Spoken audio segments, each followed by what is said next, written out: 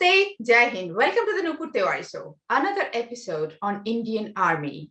Indian Army, the shield that defends India. And today we are joined by Major General Harsha Kakar. And he is going to talk about Afghanistan, because Afghanistan is very important for Indian subcontinent and it is burning. So here you are. Namaste and Jai Hind, sir.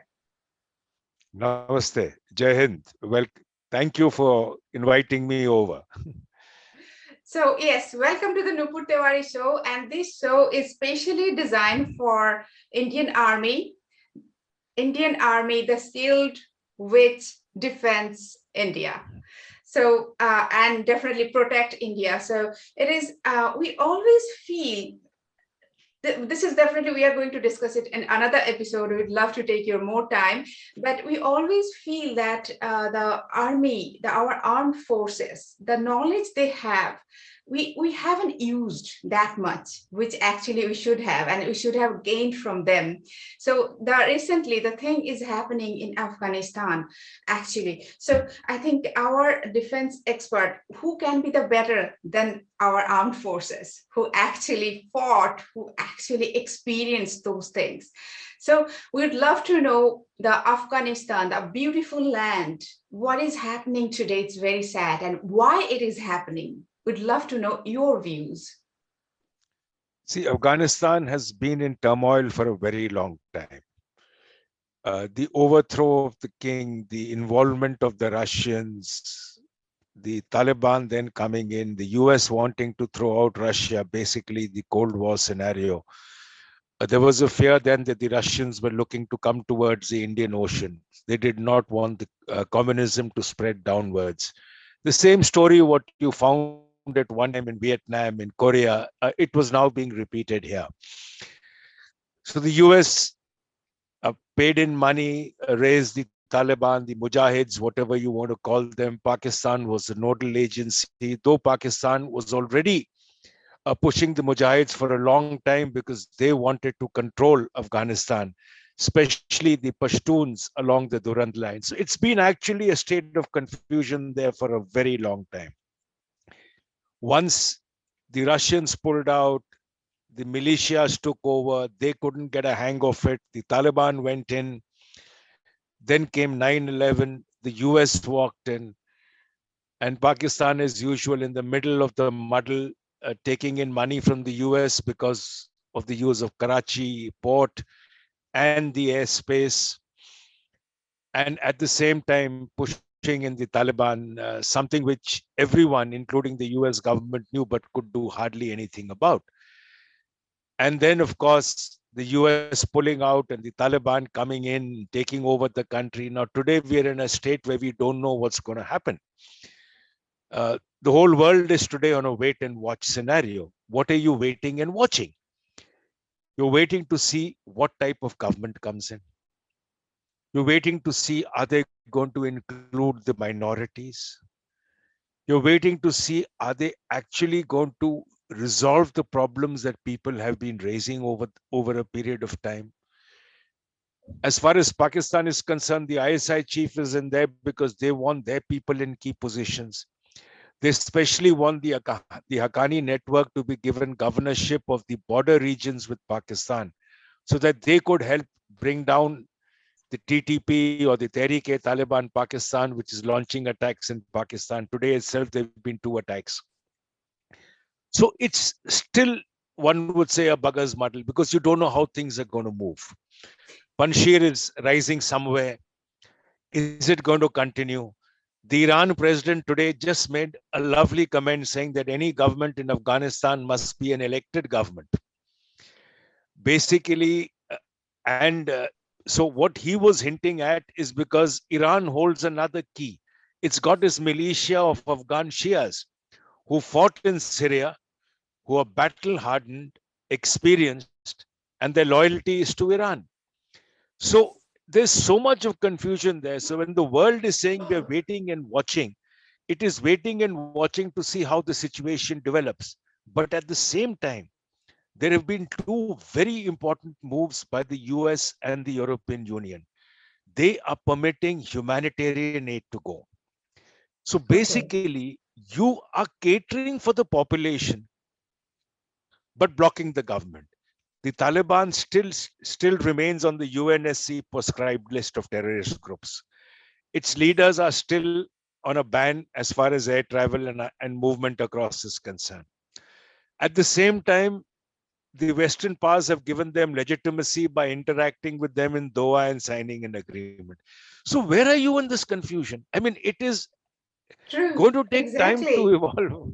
Exactly. So, what India should do according to you, and what is India role should be in this See, in, confusion? See, as of now, when we pulled out of Kabul, we did the right move by pulling out our embassy and the consulates. The reason being, Pakistan terrorist groups JEM and LET have fought along with them. Now, having fought along with them, they've also entered Kabul. Are they in a position? They're very much there to possibly kidnap Indian members from the Indian embassy or the consulates. They're in a position to possibly kill a few. So what will India do then? India-Afghan relations would have got spoiled, and India would never interact with Afghanistan for a long time to come. So the safer option was pull them out, wait for the situation to cool, wait for the feelers that you've given Afghanistan and the reply that you're getting back. Today, the feelers coming from Afghanistan are positive, but the situation has not yet come to stabilize. Today, if you look, there are only 4 countries whose embassies are running in Kabul: Pakistan, China, Russia, and Iran. All 4 are neighbors of the Taliban or the neighbors of Afghanistan. Why? You have to show that you have the confidence in the Taliban. There might be insecurity, there would be anything, but it's a display, nothing else. Nobody is moving out, everyone is staying inside because you don't know what's going to happen. So we've done the right move by coming out. We are opening up to the Taliban slowly. We've already had an interaction. The Indian Foreign Secretary made a comment day before yesterday that the first signals coming from the Taliban appear to be indicating that they're going to be reasonable. So you are waiting. Now, for the Taliban, India is a major hold.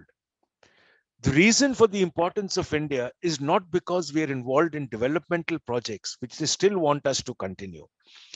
Whenever Afghanistan faced shortage of food stocks, it went from India. We've sent the maximum quantum of food stocks to Afghanistan via Chabahar port of Iran. Thirdly, it wants India to counterbalance the pressure from Pakistan.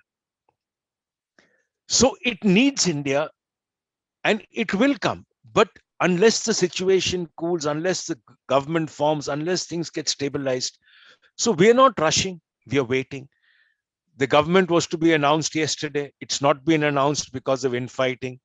The Pak ISI chief is in there to try and resolve the infighting. Can he? What's the next step? So it's a wait and watch with the rest of the world. Exactly. So, what is Pakistan's role? It seems that Pakistan is supporting US also and the Taliban also. So, who are they loyal to? See, for Pakistan, the Taliban in Afghanistan is a victory that they claim, which is right. They've supported it for 20 years. And as their own ministers say, the Taliban leadership was born, bred, stayed, educated. Where you stayed for 20 years, that is your home. So their homes are in Quetta, in Peshawar, in Mira Sahib. Their homes are not in Afghanistan. They've gone there now, but otherwise their families are still in Pakistan. They haven't moved yet. That medical treatment, everything happens in Pakistan. So that is the current status as far as the Taliban support is concerned. The US was on namesake. The US knew. They always thought they could convince Pakistan to change, mainly the army leadership or the ISI, which controls the Taliban. They were not able to. So today, with the Pak ISI claiming victory, well, it is their victory. But is this victory going to really remain a victory? Will they succumb to Pak pressures? You've got to realize that the Taliban needs money. You see, when the first Taliban government was in power, Afghanistan was a subsistence economy. They did not need foreign aid. It was more of barter exchange and survival on that level. Today, after having gone through 20 years of US involvement, development, everything works through the banks. One day ATMs were not working. Now, when the Taliban took over, people made a hue and cry. So it's a changed economy. International donorship or the funds coming from abroad is what is paying government salaries today in Afghanistan. So when everybody stopped the funds, how do you run your government? Pakistan has got no money. China is not going to give out dole. Afghanistan leadership has already hinted that we will give our copper mines to China in lieu of funds. How much? But China will only invest provided Afghanistan is stable. It is not. Who's going to help? The West and India? You've got your terms and conditions. Are these terms and conditions going to help Pakistan? Pakistan has got 3 requirements from the Taliban. Number 1, keep India far away. Number 2, sign on the dotted line and let Durand line become the border between Pakistan and Afghanistan. Number 3, suppress the TTP. Now let's take these all the 3 together, one by one. As far as the TTP is concerned, the Taliban have told Pakistan, it is not our baby, it's your baby. They fought alongside us, they are a part of us. We will not stop them. You want to stop them, get into talks with them. One issue cleared. Number 2, Durand line. The Taliban are largely Pashtun. They're divided on both sides of the border. There is no way a Pashtun will accept the Durand line as the international border. Pakistan tried with Taliban 1.0. Taliban 2.0 has already said no to the Durand line. They have not yet stated anything on their claims to include Quetta, Peshawar, or those parts which originally belonged to Afghanistan. 3, they're already reaching out to India, asking India to come back, complete developmental projects, reopen the embassy, support the Afghan government. They said, we will cater for whatever are your demands, we'll look at it. So how long would you celebrate when you're not able to support whom you've given power to? Exactly. It's a matter of time. True. So should India trust Taliban? Because when it comes to Taliban, they are going to follow the Sharia law. And India, when it comes to even the religious thing also, India is kafir to them. It is going to be a problem for both the countries. So what do you think? You have to realize, okay, see, 2 things. India and Afghanistan don't share a border. Anything that has to happen through Pakistan. It's Pakistan that shares a border with them, firstly. The Pakistan fear was to keep India away because India could use Afghanistan to threaten Pak from the other side. That is basically by employing terrorist groups and the others. So what you've done is you've actually tried to push that away, but that has not happened. That's number 1. Now, as far as India and Afghanistan are concerned, we are looking for their non-involvement in matters concerning India, whether it's Kashmir or anything, which they have very clearly said we are not. Secondly, within the Taliban and the Haqqani network, who are going to form the main government, you have the diehards who are the seniors, who believe in very firm Sharia law, the works. You have the younger generation, which is the moderates. They believe that we need to now look at it differently, but Sharia law need not be the way it's given in the books. Now, that sort of a change you are witnessing slowly in Afghanistan, where women are allowed to go to colleges and schools, not sit in the same room with boys. So girls can study, which is a change from Taliban 1.0. They're asking women employees to come back to work. They're asking women doctors and nurses to go back to the hospitals. Now, this is a slight change from earlier. So as the government gets formed, how many moderates come into play? Like in Saudi Arabia or UAE, Sharia law exists, but it is not as taught. It is a diluted version. So possibly Afghanistan may see a similar nature. But Taliban That is is what is terrorist expected. organization still. No, it is still a terrorist organization. People are waiting to see how it's going to act. That's why the whole world is on wait and watch. Yesterday, even the UK foreign minister in Pakistan said that we are willing to engage, but we may not recognize. Germany said we may not recognize. The question is, if you want to be a part of the global community, you want to get global aid, you want to build up, you have to play as per global standards. So to some extent, you have to come down from a hard line to a moderate. So signs of moderation are visible. How much is going to come through? Maybe in the next few days when the government gets formed, how many hardliners, how many moderates. Also, you've got to see that in these 20 years, last few years, they were in Doha. Qatar is also on the same lines, but they've seen development. They've seen the way the world is lived. They've visited countries, they've seen. So there is a world of a change in their mindset. But will this mindset translate on ground? Is what we want to wait and see. Exactly. But when it comes to, Western countries or other countries, the women in Sharia law, they are not actually, I think, we cannot even say equal to, they don't have any equality. They have maybe a little bit, rights, and they feel privileged to have those. So are we going back to those era, or instead of just becoming modern? I Like if we guess, I mean, accept the Sharia law in these countries, and see, now it is going to happen it in is Afghanistan. it is already existing in many countries. And you're finding that there is still development. You're finding women are still working.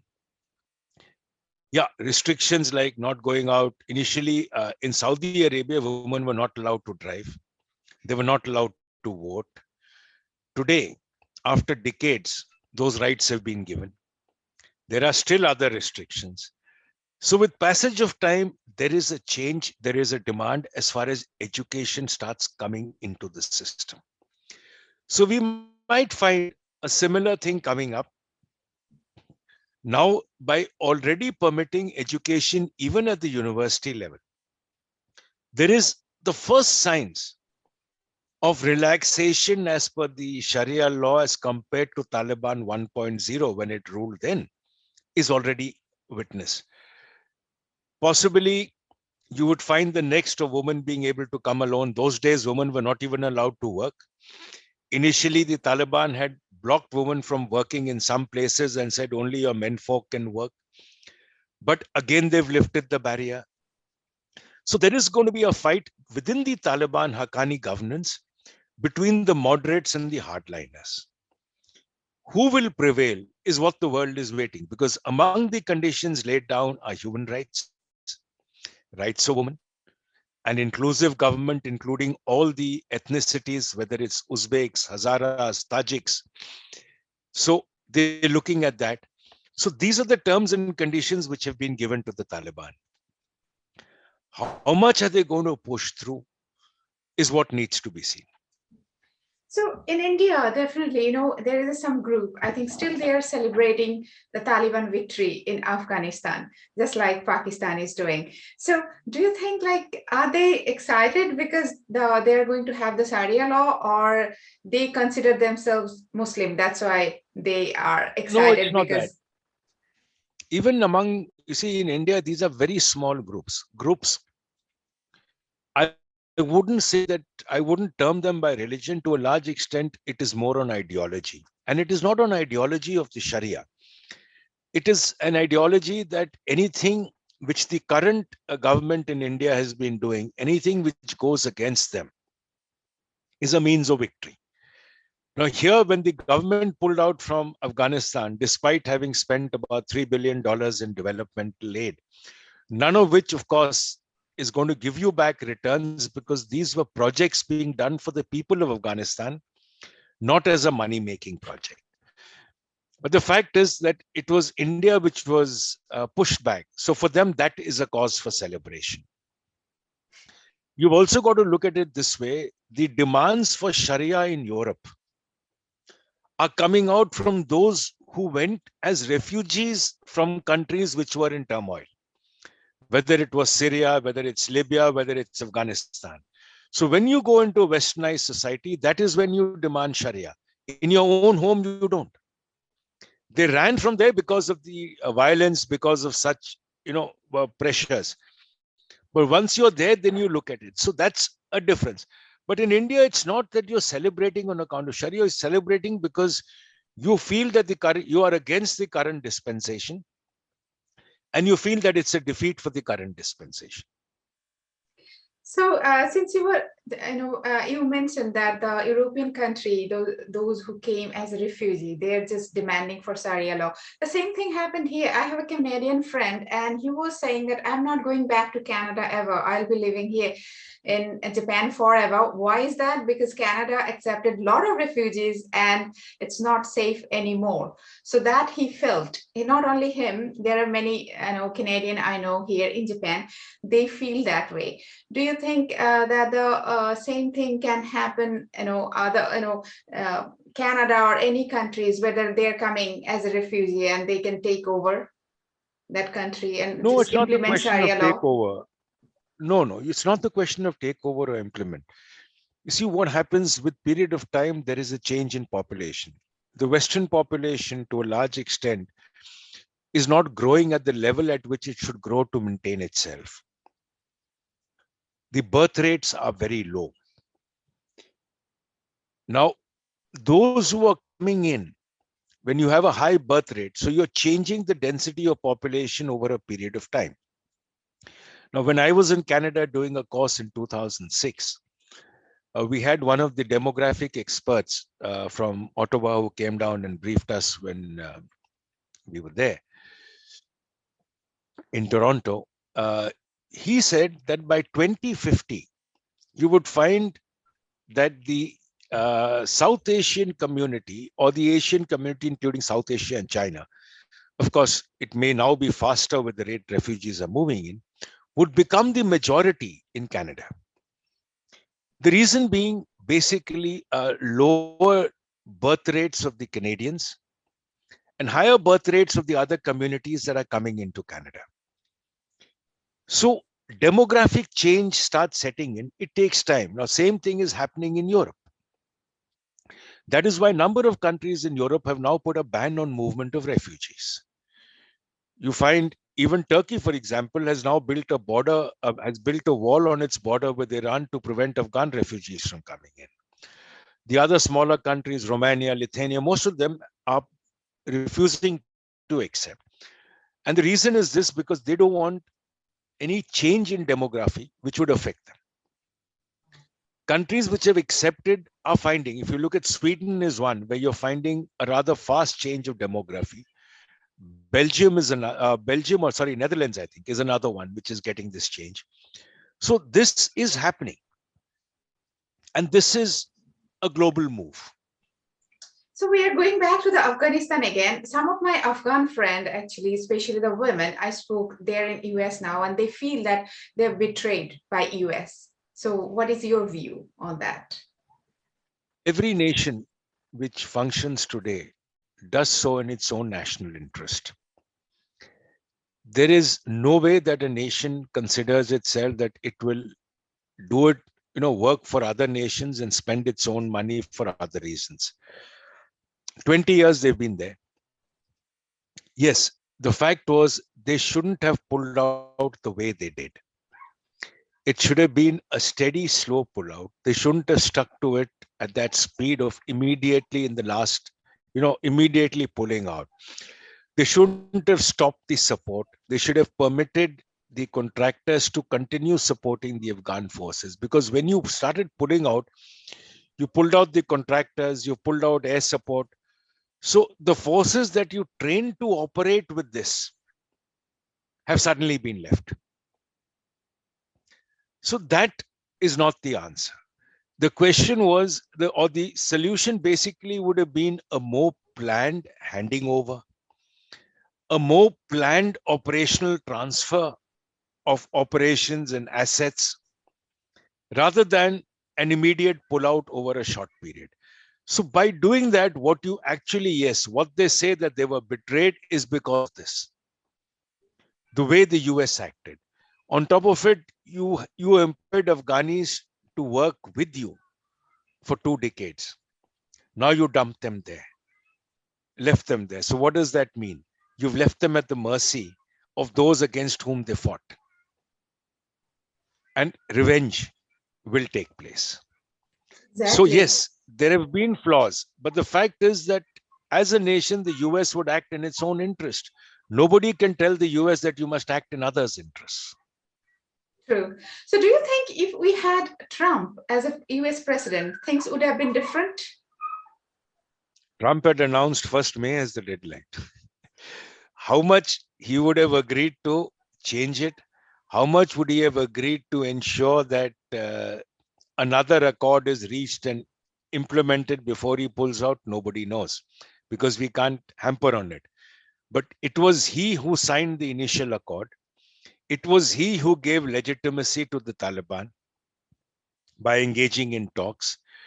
It was his representative, Kilzad, who actually split the Afghan government and the Afghan people, compelling the government to release 5,000 prisoners, which was actually their bargaining chip. Right? So, and they signed 1st of May as the date of withdrawal. Now, what would have happened by 1st of May? Would something have been achieved? I don't know. I don't think so. So it is like just we're assuming that nothing else, maybe all assuming. One doesn't know because there was nothing moving forward. See, Trump True. came in, Biden came in January this year.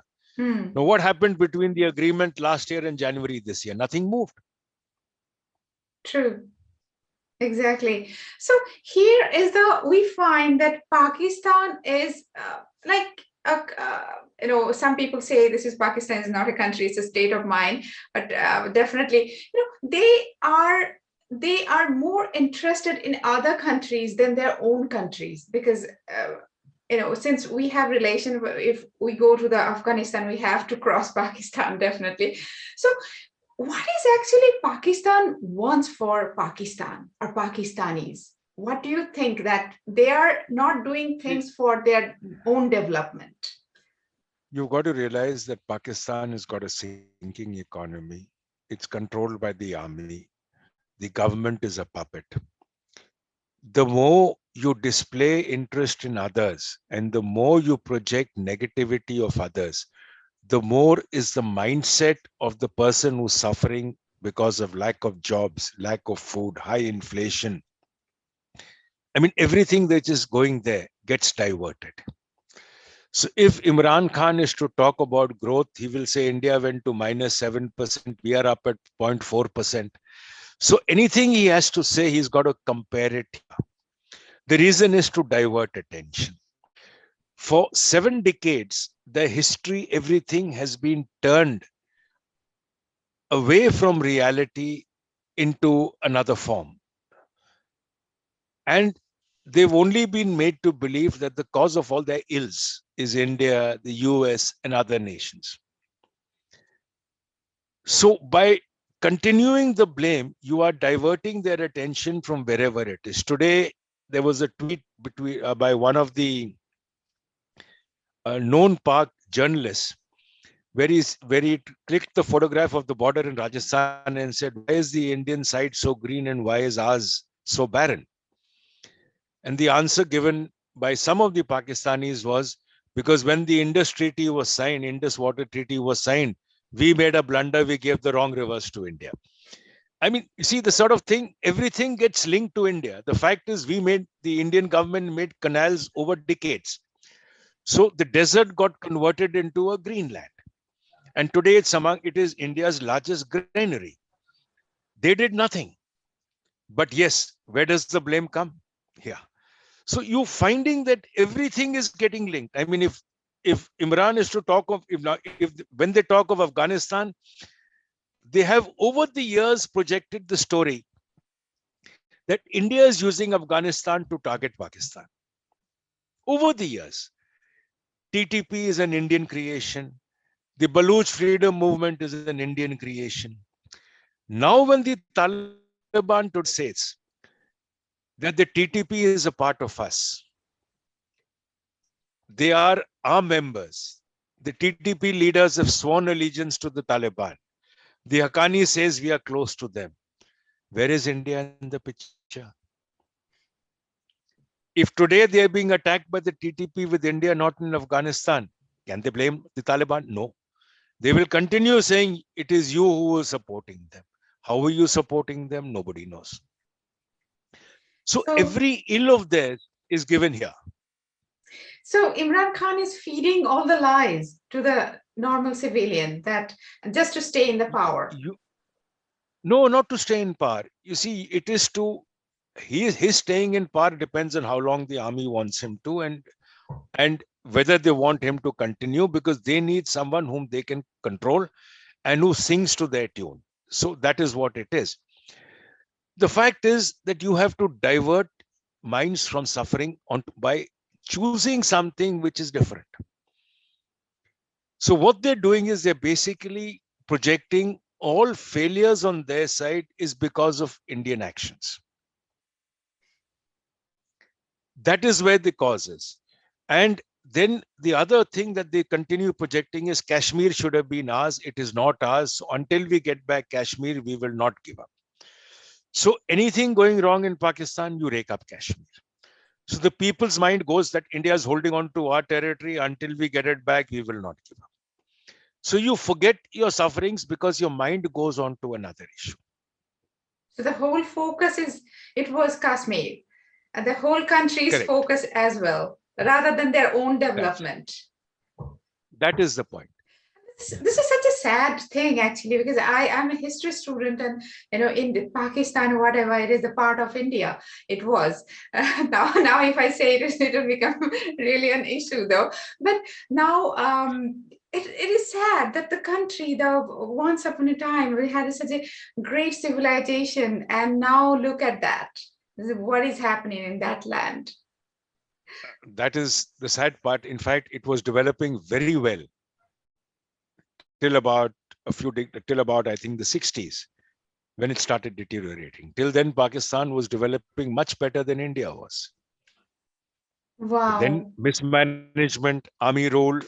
You don't expect generals to be good good in governance. So that is where the problem started.